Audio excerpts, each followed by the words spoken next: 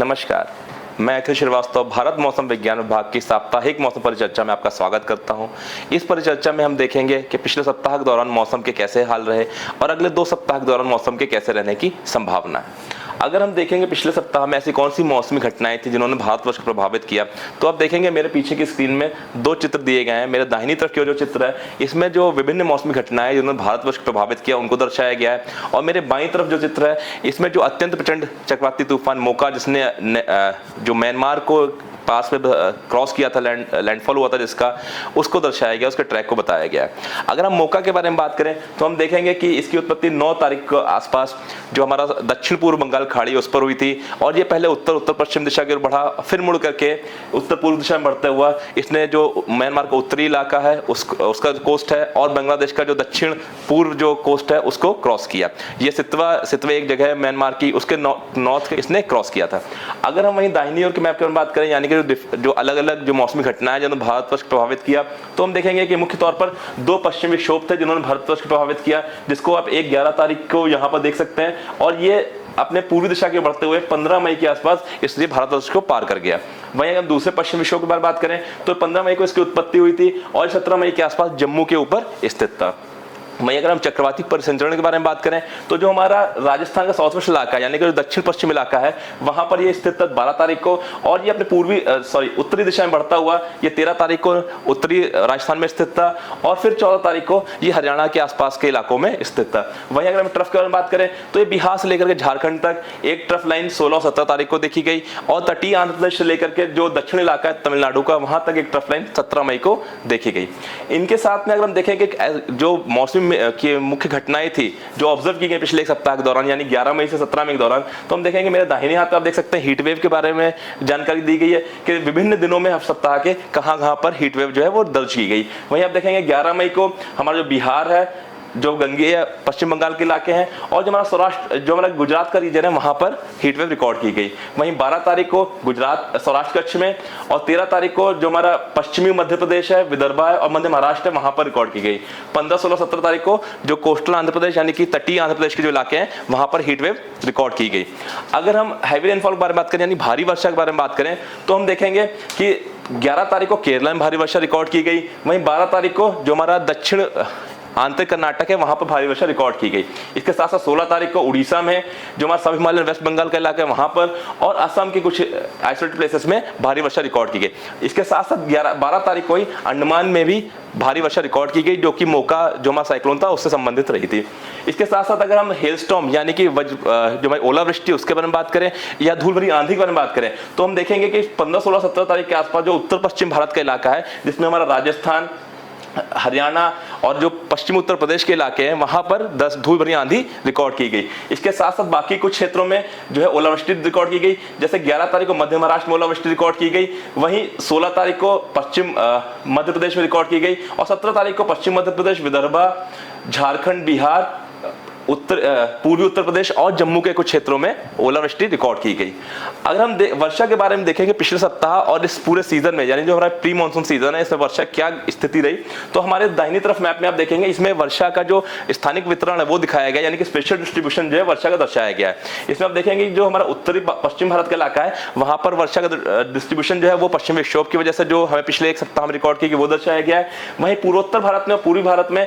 जो वर्षा है वो ज्यादातर थंडरस्टॉर्म यानी कि जो आंधी आई है उनके कारण जो बारिश हुई है, और जो पूर्वोत्तर भारत है वहां पर जो हम अभी बात कर रहे थे अत्यंत प्रचंड चक्रवाती तूफान मोका की, उसके वजह से बारिश रिकॉर्ड की गई। वहीं कुछ एक इलाकों में अगर हम दक्षिण प्रायद्वीप भारत की बात करें तो वहां पर भी कुछ एक बारिश हमको रिकॉर्ड की गई है, जो कि ज्यादातर हमारी थंडरस्टॉर्म यानी कि आंधी और जो गरज के साथ जो बरसात हुई है उसके द्वारा रिकॉर्ड की गई है। अगर हम पूरे सप्ताह के बारे में बात करें तो जो ये पीला और लाल इलाका है ये डिफरेंट कैटेगरी जो है हमारी वर्षा की उनको दर्शा रहा है। जो हमारा लाल पीला इलाका है ये वो स्थान दर्शाता है जहां पर वर्षा जो है पिछले सप्ताह में जो सामान्य वर्षा होती है उसकी तुलना में -60 से -99% तक कम रिकॉर्ड की गई है। वहीं जो ये लाल इलाका है ये -20 से लेकर -59% कम वर्षा का क्षेत्रों को दर्शाता है। तो हम देखेंगे कि ज्यादातर भारत में जो वर्षा है वो सामान्य से काफी कम रिकॉर्ड की गई है। सिर्फ जो हमारा सौराष्ट्र कच्छ का इलाका है यहाँ पर सामान्य वर्षा रिकॉर्ड की गई है, और जो हमारा तटीय इलाके कर्नाटक के वहां पर सामान्य वर्षा रिकॉर्ड की गई है। अगर हम मेनलैंड इंडिया के बारे में बात करें, बाकी सारे भारतवर्ष में ज्यादातर जगहों पर वर्षा सामान्य से कम ही रिकॉर्ड की गई है। अगर हम पूरे भारत के बारे में बात करें इस पूरे सीजन को लेकर के, यानी कि 1 मार्च 2023 से 17 मई 2023 तक के बारे में बात करें, तो हम देखेंगे कि ज्यादातर भारत में आप देखोगे नीले रंग से दर्शाया गया है। नीले रंग से जो भी इलाके दर्शाए गए हैं ये हमें दर्शा रहे हैं कि जहां पर सामान्य से अधिक वर्षा रिकॉर्ड की गई इस अवधि के दौरान। तो आप देखेंगे कि ज्यादातर भारतवर्ष में जो है सामान्य से अधिक वर्षा रिकॉर्ड की गई है। सिर्फ हमारा जम्मू कश्मीर का इलाका है यहाँ पर सामान्य से कम वर्षा रिकॉर्ड की गई है। वहीं पूर्वोत्तर भारत कुछ इलाके और दक्षिण प्रायद्वीप के जो तटीय इलाके हैं वहां पर सामान्य से कम वर्षा रिकॉर्ड की गई है। अगर हम ओवरऑल सिचुएशन की बात करें, यानी कि देखें कि अमाउंट वाइज क्या स्थिति रही है, तो पिछले सप्ताह में नॉर्मल जो हमें वर्षा प्राप्त होती है सामान्य रूप में वो 13.6 मिलीमीटर वर्षा रिकॉर्ड होती है, जो इस सप्ताह एक्चुअली हमको 5 मिलीमीटर रिकॉर्ड की गई है, जो कि सामान्य से -63% कम है। वहीं अगर हम पूरे सीजन के बारे में बात करें तो हमें जनरली 115.5 मिलीमीटर वर्षा रिकॉर्ड होती है, जबकि 100 मिलीमीटर वर्षा रिकॉर्ड होती है, जबकि इस पूरे सीजन में अभी तक हमें 115.5 मिलीमीटर वर्षा रिकॉर्ड की गई है, जो कि सामान्य से करीब 16% अधिक थी। अगर हम अलग क्षेत्रवार देखें इसको तो हम देखेंगे कि सिर्फ जो हमारा पूर्वी और पूर्वोत्तर भारत का इलाका है वहां पर अभी भी जो है वर्षा सामान्य से कम है। बाकी सारे क्षेत्रों में वर्षा जो है सामान्य से अधिक प्राप्त हुई है इस पूरे सीजन के दौरान, यानी कि 1 मार्च से लेकर 17 मई 2023 के दौरान। अगर हम आज के बारे में बात करें, यानी 18 मई को ऐसी कौन सी मौसमी घटनाएं थी जो भारतवर्ष को प्रभावित कर रही थी, तो हम देखेंगे कि एक पश्चिमी विक्षोभ जो है वो अभी भी स्थित है, जिसका जो पोजीशन है वो 68 डिग्री ईस्ट लॉन्गिट्यूड है और ये 28 डिग्री नॉर्थ लैटिट्यूड के पास स्थित था। इसके साथ साथ एक साइक्लोनिक सर्कुलेशन यानी चक्रवाती परिसंचरण जो है वो पंजाब के ऊपर स्थित है, और एक और साइक्लोनिक सर्कुलेशन यानी चक्रवाती परिसंचरण जो है वो जो पाकिस्तान के दक्षिणी इलाका है और उससे लगे हुए राजस्थान में स्थित है। एक और चक्रवाती परिसंचरण जो है हमारा वो पूर्वी उत्तर प्रदेश में स्थित है। एक ट्रफ लाइन जो है इस चक्रवाती परिसंचरण जो पूर्वी उत्तर प्रदेश पर है वहां से लेकर के तेलंगाना तक स्थित है। तो ये मुख्य तौर पर जो फीचर्स हैं वेदर के जो आज के दिन भारतवर्ष को प्रभावित कर रहे हैं। अगर इनके सापेक्ष हम देखें कि हमारा फोरकास्ट क्या है बारिश को या वर्षा को लेकर के, तो हम देखेंगे कि लाइट मॉडरेट जो है वाइड स्प्रेड रेनफॉल जो हमारा एक्सपेक्टेशन है नॉर्थ ईस्ट इंडिया के ऊपर। इसके साथ साथ हमारा एक्सपेक्टेशन ये है कि अगले 5 दिनों के दौरान नॉर्थ ईस्टर्न स्टेट जो हमारे पूर्वोत्तर भारत के जो भी राज्य हैं वहां पर भारी वर्षा होने की संभावना है। मुख्य रूप से असम मेघालय में अगले 5 दिन के दौरान भारी वर्षा की संभावना है। वहीं नागालैंड मणिपुर मिजोरम त्रिपुरा में अगले 3 दिनों के दौरान भारी वर्षा की संभावना है। आज के दिन यानी 18 तारीख को जो हमारा असम मेघालय का इलाका है वहां पर कुछ एक स्थानों पर भारी से बहुत भारी वर्षा भी होने की संभावना है। वहीं अगर हम पूर्वी भारत के बारे में बात करें तो हम देखेंगे कि लाइट मॉडरेट से लेकर के जो हमें स्कैटर्ड बारिश है वो होने की संभावना है, और जो हमारा सिक्किम का और सब हिमालय वेस्ट बंगाल का इलाका है वहां कुछ एक स्थानों पर आज 18 मई को भारी वर्षा होने की संभावना है। अगर हम दक्षिण भारत की बात करें तो हम देखेंगे कि लाइट मॉडरेट आइसोलेटेड इक्का दुक्का स्थानों पर लाइट मॉडरेट बारिश होने की संभावना है, और कुछ एक स्थानों पर थंडरस्टॉर्म, लाइटनिंग या गस्टी विंड जैसे चीजें भी हमें देखने को मिल सकती हैं। वहीं मध्य भारत में बात करें अगर हम तो हम देखेंगे कि लाइट मॉडरेट रेनफॉल जो है साथ में थंडरस्टॉर्म यानी आंधी गरज के साथ में लाइटनिंग, बिजली और गस्टी विंड देखने को मिल सकती है 18 से 22 तारीख के बीच में मध्य प्रदेश, विदर्भ और छत्तीसगढ़ में। अगर हम उत्तर पश्चिम भारत की बात करें तो हम देखेंगे कि लाइट मॉडरेट स्कैटर्ड रेनफॉल जो है सिर्फ मिलेगी, साथ में आंधी गरज के साथ में गस्टी विंड मिल सकती है। इसके साथ साथ मुख्य रूप से हमें आज उत्तराखंड में ओलावृष्टि भी देखने को मिल सकती है कुछ एक स्थानों पर। अगर हम डस्ट स्टॉर्म के बारे में बात करें यानी कि धूल भरी आंधी के बारे में बात करें तो हमें जो उम्मीद है कि उत्तर प्रदेश में 18 तारीख को और राजस्थान में 22 तारीख को धूल भरी आंधी कुछ एक स्थानों पर चलने की संभावना है। इसके साथ साथ हमारा ये भी फोरकास्ट है कि एक नया पश्चिमी विक्षोभ जो है वो 23 तारीख की रात से भारत को प्रभावित कर सकता है, और इसकी वजह से एक फ्रेश जो है स्पेल जो है थंडरस्टॉर्म और बारिश का यानी कि आंधी और बारिश का फिर से जो हमारा उत्तर पश्चिम भारत का इलाका है उसको इफेक्ट कर सकता है। अगर यही सब चीजें जो है ये हमें एक्सटेंडेड रेंज फोरकास्ट सिस्टम जो हमारा एक मॉडलिंग सिस्टम है जो अगले 4 सप्ताह के लिए बारिश कर बताता है, उसके माध्यम से भी हमें यही सेम सिचुएशन जो है हमें देखने को मिल रही है, जिसमें आप मैप में देखेंगे तो जो हरे इलाके हैं ये वर्षा को दर्शा रहे हैं, वहीं जो नीचे के जो मैप है इसमें वर्षा की एनोमली दर्शाई गई है, यानी कि जो हमारे सामान्य रूप से वर्षा होती है और जो हमारे फोरकास्ट में वर्षा है उसमें क्या अंतर है। तो इसमें भी आप देखेंगे तो मुख्य रूप से जो बारिश जो है वो नॉर्थ ईस्टर्न यानी पूर्वोत्तर भारत में, कुछ एक इलाकों में उत्तर पश्चिम भारत के अलावा बाकी जगहों पर या तो सामान्य या सामान्य से कम वर्षा दर्शा रहा है। वहीं अगर हम सप्ताह 2 के बारे में बात करें तो हम देखेंगे कि जो हम एक अनुमान लगा रहे हैं 23 तारीख की रात से एक और पश्चिमी विक्षोभ भारतवर्ष को प्रभावित करेगा। इसके जिसके वजह से लाइट टू मॉडरेट आइसोलेटेड से लेकर के फेयरली वाइड स्प्रेड यानी कि कुछ एक इलाकों से लेकर के विस्तृत क्षेत्रों तक जो है वो बारिश या आंधी आने की संभावना है, जो हमारा उत्तर पश्चिम का इलाका है और उससे सटे हुए जो हमारा मध्य भारत के इलाके हैं, जिसको आप इस मैप में भी देख सकते हैं। जो उत्तर पश्चिम और उससे सटे हुए मध्य भारत के इलाके हैं वहां पर कुछ एक स्थानों पर हमें वर्षा या आंधी भी प्राप्त हो सकती है। इसके साथ साथ अगर हम पूर्वोत्तर भारत की बात करें तो हम देखेंगे कि पूर्वोत्तर भारत के कई इलाकों में हमें लाइट से मॉडरेट बारिश जो है वो पूरे सप्ताह में मिल सकती है। इसके साथ साथ लाइट से मॉडरेट आइसोलेटेड बारिश और आंधी हमें कुछ एक इलाकों में जो हमारा दक्षिण प्रायद्वीप का इलाका है उसमें पूरे सप्ताह में देखने को मिल सकती है, जो इस मैप में भी आप देख सकते हैं। इसके साथ साथ पूरे भारतवर्ष में इसके अलावा कहीं और बहुत अधिक बारिश होने की संभावना नहीं है। अगर हम पूरे बारिश को बारे में बात करें तो हम देखेंगे इस एनोमली मैप के द्वारा कि जो हमारा उत्तर पश्चिम भारत का इलाका है उससे सटे जो मध्य भारत के इलाके हैं वहां पर बारिश जो है वो मुख्य रूप से सामान्य से अधिक होने की संभावना है। इसके अलावा पूरे भारतवर्ष में बारिश या तो सामान्य या सामान्य से कम रहने की संभावना है अगले दूसरे सप्ताह में, यानी 25 से 31 मई के दौरान।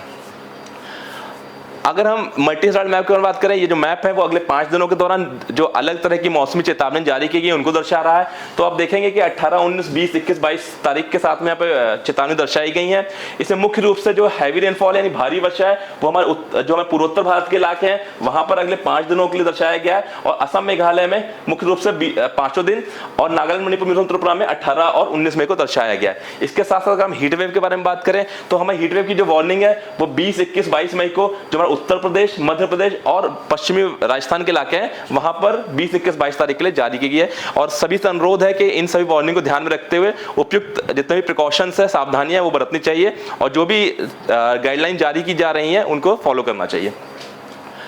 अगर हम मैक्सिमम टेम्परेचर के बारे में बात करें यानी कि जो हमारा अधिकतम तापमान है इसके पूर्वानुमान के बारे में बात करें तो हम देखेंगे कि अभी तक के जो तापमान रहे हैं पिछले एक सप्ताह जो कल के तापमान रहे हैं उसमें देखेंगे कि जो अधिकतम तापमान है वो 40 से 44 डिग्री सेंटीग्रेड के बीच में रहे हैं। जो हमारा उत्तर पश्चिम का इलाका है, मध्य भारत का इलाका है और जो हमारा पूर्वी भारत का इलाका है और जो हमारा दक्षिण प्रायद्वीप का इलाका है उसके उत्तरी भाग में ये सारे टेम्परेचर जो 40 से 44 डिग्री सेंटीग्रेड के बीच में रहे हैं। वहीं अगर हम इनको सामान्य से तुलना करें तो हम पाएंगे सारे तापमान जो है 2 से 4 डिग्री तक सामान्य से अधिक रिकॉर्ड किए गए हैं। इसके साथ साथ कल के दिन जो है हमें झारखंड, गैंगेटिक वेस्ट बंगाल और कोस्टल आंध्र प्रदेश में हीट वेव भी रिकॉर्ड की गई है। अगर हम पूर्वानुमान पर बात करें तो मैक्सिमम टेम्परेचर या अधिकतम तापमान में हमारा अनुमान है कि ये जो है वो 2 से 3 डिग्री सेंटीग्रेड तक महाराष्ट्र में बढ़ सकते हैं पहले जो सप्ताह का पहला भाग है उसमें, और इसके बाद कोई और परिवर्तन होने की इसमें संभावना कम है। इसके साथ साथ अगर हम बाकी हिस्सों के बारे में बात करें जो हमारा उत्तर पश्चिम भारत का इलाका है और उससे सटा हुआ मध्य भारत का इलाका है तो अगले 48 घंटे के दौरान अधिकतम तापमान में बहुत अधिक चेंज नहीं होने वाला है। हालांकि उसके बाद फिर से तापमान जो है वो 2 से 4 डिग्री सेंटीग्रेड तक बढ़ सकते हैं। इसके बाद फिर कोई और परिवर्तन होने की इसमें संभावना बहुत कम है। अगर हम हीट वेव वार्निंग पर बात करें यानी कि जो हमारी उष्ण लहर की वार्निंग पर बात करें तो जो हमारा साउथ उत्तर प्रदेश है यानी कि जो उत्तर प्रदेश के दक्षिणी इलाके हैं वहां पर, जो पश्चिमी राजस्थान है वहां और जो हमारे मध्य प्रदेश के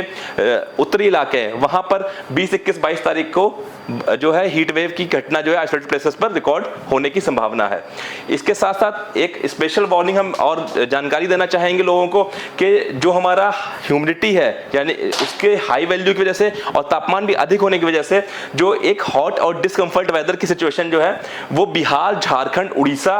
और कोंकण गोवा में इस पूरे सप्ताह में रह सकती है। इसके साथ साथ जो हमारा तटीय आंध्र प्रदेश के इलाके हैं, केरला, रायलसीमा, तमिलनाडु के इलाके हैं, यहाँ भी जो हमारा पहला हाफ है इस सप्ताह का जो अब मिला के 3 से 4 दिन है, यहाँ भी इस तरह के हॉट और डिस्कम्फर्ट वेदर की जो हमारा अनुमान है कैसा रहने की संभावना है, तो इसके लिए उपयुक्त प्रिकॉशन लेने की आप लोगों को सलाह दी जाती है। अगर हम अधिकतम तापमान दूसरे सप्ताह के बारे में बात करें यानी कि 25 से 31 तारीख के बीच में तो हम देखेंगे कि जो हमारे अधिकतम तापमान है ये हमारा अनुमान ये है कि वो या तो नॉर्मल रहेंगे, सामान्य रहेंगे या सामान्य से कम रहेंगे पूरे भारतवर्ष में। अगर हम सिर्फ पूर्वी भारत को और तटीय आंध्र प्रदेश, तमिलनाडु, कोस्टल कर्नाटका यानी कि तटीय कर्नाटक और कोंकण गोवा को हटा दें, यानी इन सभी इलाकों को, यानी कि जो हमारा पूर्वी भारत का इलाका है जो आप यहाँ इस मैप में भी देख सकते हैं, जो हमारा पूर्वी भारत के इलाके हैं वहां पर तटीय आंध्र प्रदेश के इलाके जो है, जो हमारा कोंकण गोवा के इलाका है, यानी कि जो तटीय इलाके हैं हमारे पश्चिमी तट पर, उन सभी इलाकों में अगर हम उनको हटा दें तो तापमान जो है सारी जगह सामान्य से कम रहना चाहिए। इन सभी इलाकों में तापमान जो है वो सामान्य से 2 से 3 डिग्री सेंटीग्रेड तक ज्यादा रह सकते हैं। हीट वेव की जहां तक बात है तो हमारा अनुमान यह है कि जो हमारा पूर्वी भारत है उसके कुछ एक इलाकों में जो अगले दूसरा सप्ताह है उसमें कुछ एक इलाकों में हीट वेव जैसी गतिविधि फिर से देखने को मिल सकती है। आज के लिए इतना ही जानकारी हमारे पास में है। अगले सप्ताह हम फिर से मिलेंगे। तब तक किसी भी त्वरित जानकारी के लिए आप हमारे ट्विटर, फेसबुक हैंडल या जो ये ऐप यहाँ पर दी गई, मौसम app, Damini app, Meghdoot app, इनका इस्तेमाल कर सकते हैं। तब तक के लिए धन्यवाद, नमस्कार, जय हिंद।